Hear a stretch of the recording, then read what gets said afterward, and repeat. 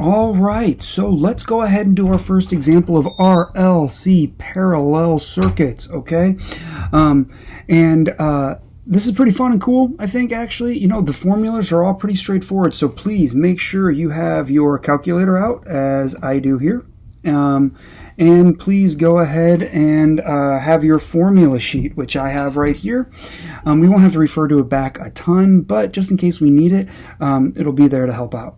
Okay, so the first things we need to do, which is per the usual, if you will, okay, we need to calculate out our x of c and our x of L. So I'm going to go ahead and write these formulas down here. That's a c, not an L. All right, so that is 1 over 2 pi, and our frequency here is 3000. I know that's not super clear there. It's 10 volts peak to peak and 3 kilohertz, okay? So 3000, all right? And then we will multiply this by 0.00001, okay?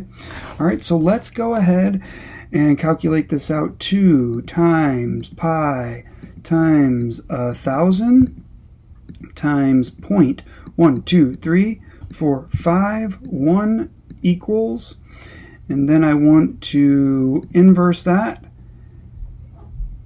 Nope. I did it wrong. I'm so sorry. I used 1000 there. Oh man. 2 times pi times 3000. Sorry about that. Times 0.123451 equals. Let's go ahead and inverse that sucker. And my x of c here is 53, okay? All right, 53 ohms. Now, my x of c, because this is a parallel, is in vector 1, okay, on my axis, okay? So x of c here is 53 ohms, okay? Now, let's calculate out our x of L. This would just be 2 pi times 3000 times 0.001, okay? So I'm going to clear this out. I'm going to do 2 times pi times 3000 times 0.001, and that equals about 18, okay? So my x of L equals 18 ohms, and that's in my vector 4, okay, on my axis. Now I know my resistor, okay, my resistor value, that is 1000, okay? Now, there is a formula here to get Z. We're not going to mess with that, okay? All right, what we're going to do is we're going to take our voltage total and divide it by these values, all right, to get the values over here. So the first one that we're going to get is IC, all right? And to get IC, we are going to take our voltage total, which is 10, divided by 53 ohms. So I'm going to come over here, 10 divided by 53 equals, oh, my head's about to be in the way, 0.19 amps. IL equals 10 divided by 18, okay? So we're going to clear this out. It'll be 10 divided by 18 equals, oh, whew, 0.5, I hate to round here, but I'm just going to go ahead and say 6, okay? 0.56 amps, all right? Now, the next step for me, okay, is to find out, oops, RCL, okay? All right,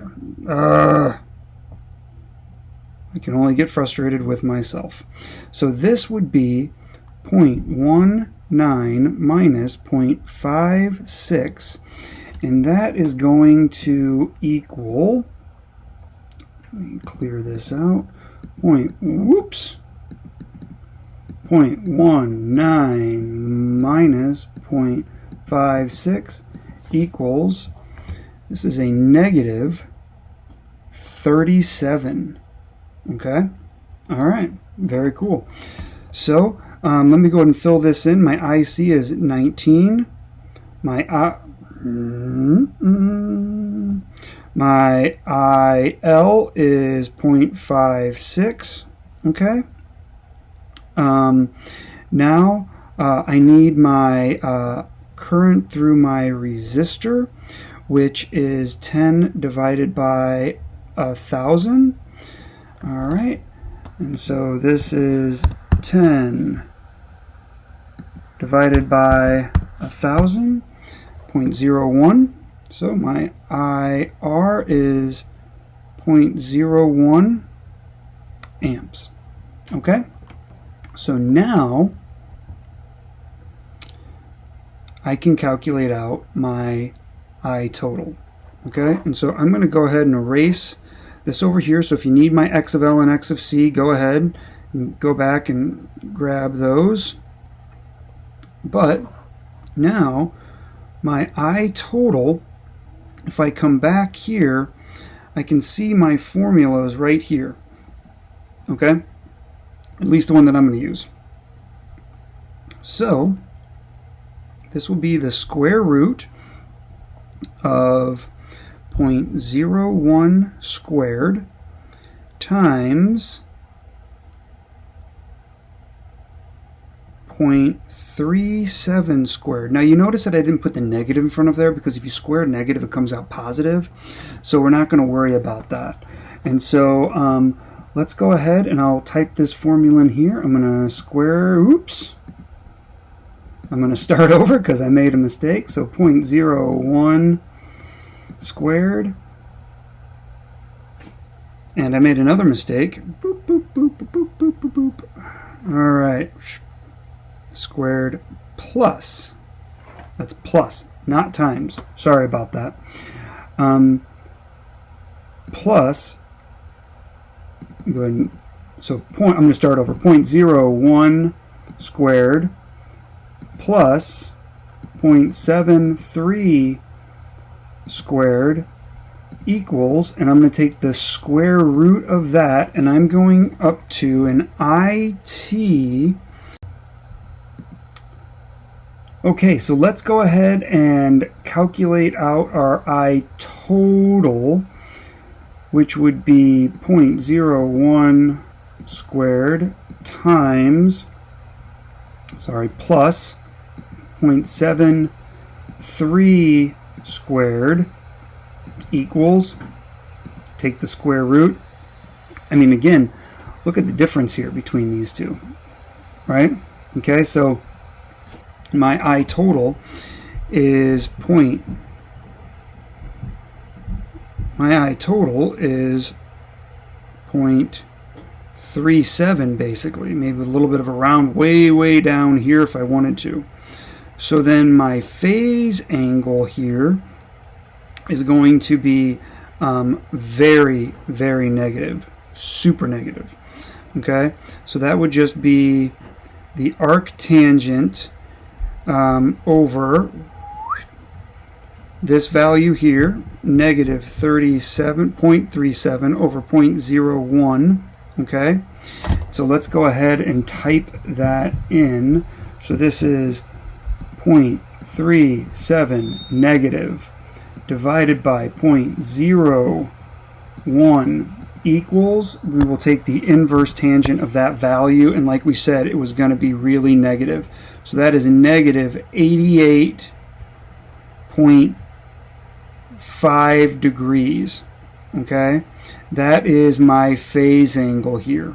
All right, super duper low, and my IT, hopefully you guys can see that, is 0.37. Okay, all right, amps. Okay, which I've identified up here as well. Okay, now the next thing we want to do is go back and figure out our Z. Okay, And so to do that, we would just come over here, and I'll just write this in here. Z would equal 10 divided by our current total, which is 0.3701. So we'll come here, and we will take 10 divided by 0.3701, and we're coming up with about 27 ohms. Okay, about 27 ohms there. All right, the last thing to do here is to go ahead and calculate out the powers. Okay, and so snap a picture of this if you don't already have it, but you can always go back. I'm going to erase all this.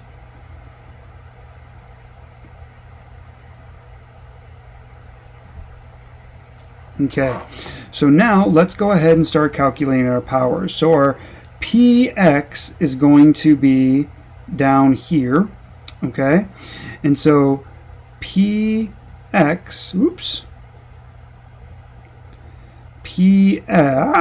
why does that keep happening? So sorry about that. So Px is going to be voltage total times the current through CL.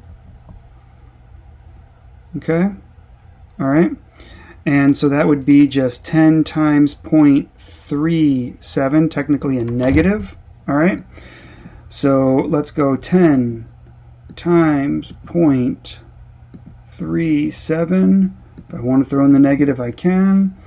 That would just be negative 3.7 VAR.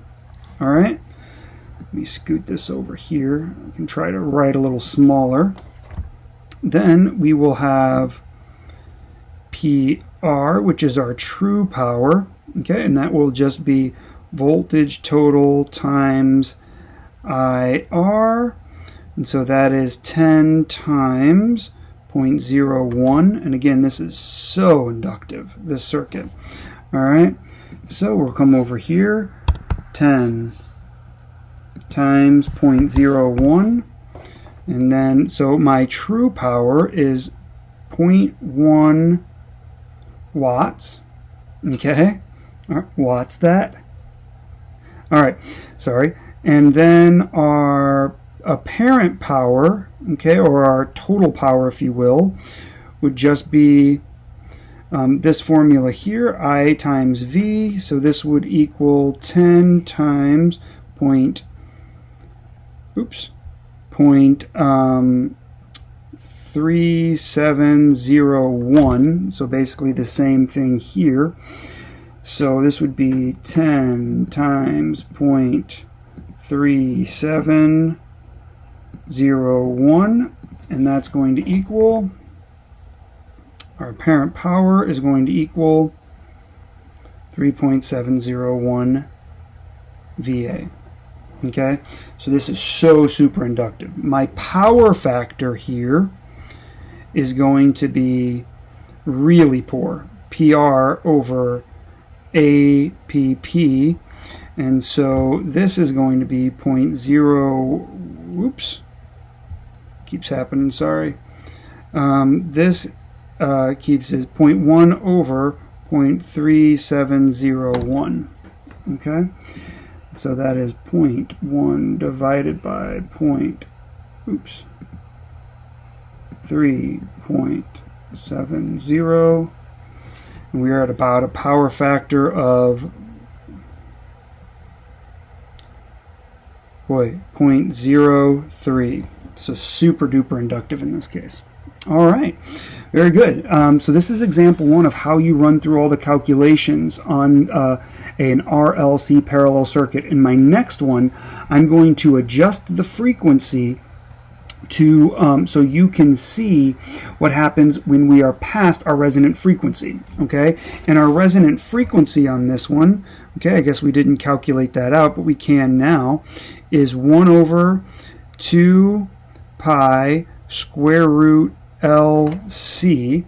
So we can go ahead and run that number real quick. I happen to know that, well, okay, so I don't want to give it away. 0.001 times 0.12345, here, equals, take the square root of that, multiply it by pi, multiply it by 2, that equals, and then I'm going to take the reciprocal of that, and our FC is at 5,032, we'll say 33, okay, hertz.